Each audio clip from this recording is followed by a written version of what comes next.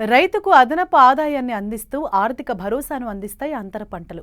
ఒకే పంటపై ఆధారపడితే అంతగా ఆదాయం రాదు. ముఖ్యంగా పామాయిల్ వంటి పంటలైతే ఫలసాయం పొందాలంటే 4-5 ఏళ్ల పాటు ఆగాల్సి వస్తుంది. అందుకే చాలా మంది తక్కువ సమయంలో చేతికొచ్చే కూరగాయ పంటలను అంతర పంటలుగా సాగు చేసి అదనపు ఆదాయం పొందుతున్నారు. ఈ కోవలోనే ఏలూరు జిల్లాకు చెందిన ఓ రైతు పామాయిల్ తోటలో తీగజాతి కూరగాయలను అంతర పంటలుగా సాగు చేస్తూ మంచి ఆదాయాన్ని గడిస్తున్నారు.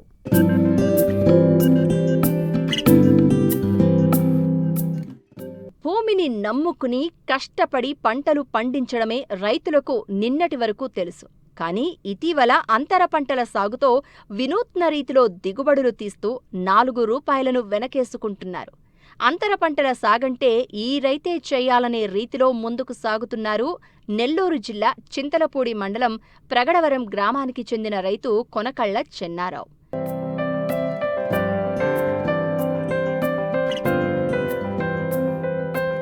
ఆంధ్రప్రదేశ్లోని కోస్తా జిల్లాలో అధికంగా కొబ్బరితో పాటు పామాయిల్ సాగు చేస్తూ ఉంటారు రైతులు. ఇక్కడి వాతావరణ పరిస్థితులు ఈ తోటల సాగుకు అత్యంత అనువుగా ఉంటాయి. అందుకే ప్రతి రైతు కొబ్బరి లేదా పామాయిల్ తోటలను సాగు చేస్తూ ఉంటారు. అయితే సాగులో పెట్టుబడి పెరగడం, ఆదాయం నామమాత్రంగా ఉండడంతో ఏక పంటగా కొబ్బరి, పామాయిల్ సాగు రైతులకు గిట్టుబాటు కావటం లేదు. ఈ దశలో చాలామంది అంతర పంటలు సాగు చేసి మంచి లాభాలను ఆర్జిస్తున్నారు.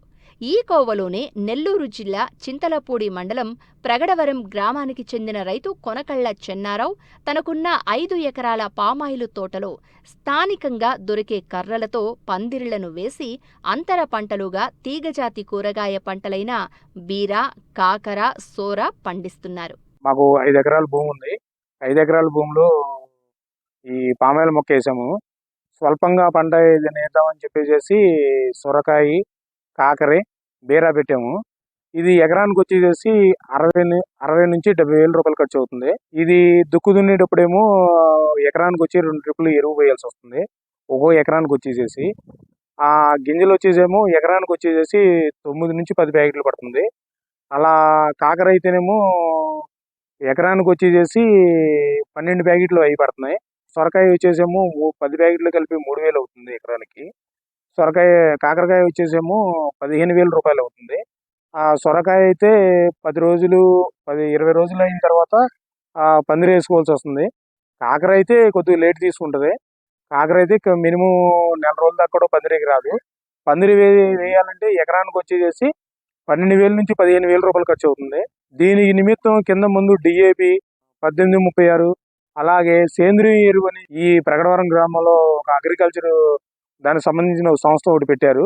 దాని ద్వారాగా మందులు తెచ్చి వాడటం వల్ల దాని ప్రభావం ఏంటో మాకు కనిపిస్తుంది. ప్రతిదీ కూడా ఈ కూరగాయ అనేది రేటు ఉంటేనే తప్పండి దాని మీద మనకి సరిగ్గా ఆదాయం అనేది సరిగ్గా రాదండి. దిగుబడి వచ్చేసేసి స్టార్టింగ్ కాడ నుంచి ఎకరానికి వచ్చి ఫస్ట్ దశలో వచ్చేప్పటికి 10 కవర్లు దిగిద్దండి. కవర్కి వచ్చి 15 కాయలు ఉంటాయి. అలాగా ఒక 10 కవర్లు దిగుద్ది. నెక్స్ట్ సారి వచ్చేసేపటికి 20 అలా పెరుక్కుంటా 4వ దశకు వచ్చే టయానికి 100 నుంచి 110 కవర్ల దాకా దిగిద్దండి. కవర్ వచ్చేసేసి 15 కాయలు ఉంటాయండి.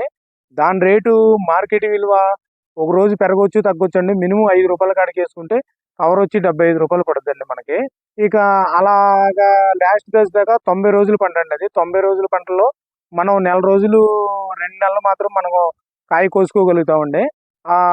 సొరకాయ అయితే కాకర వచ్చేసండి అది కూడా 90 రోజుల పంట అండి. 90 రోజుల పంటలో అది నెల 20 రోజులే మనం కోయగలుగుతామండి. ఎందుకంటే అది మినిమం వచ్చేసేసి కేజీ 20 నుంచి 30 రూపాయల దాకా ఉందండి. మొన్నటి దాకా అయితేనండి 40 రూపాయలు కూడా ఉందండి. ఇక బీర అంటారా, బీర కూడా మొన్నటి దాకా 70-80 రూపాయలు ఉన్నది. అది కూడా తగ్గిపోయిందండి. 20 నుంచి 25 రూపాయల మధ్య ఉందండి బీరకాయ కూడా. ఇదేమో 60,000 పెట్టుబడి అవుతుందండి సొరకాయ. ఒక 1,00,000 నుండి 1,20,000 వరకు వస్తుందండి.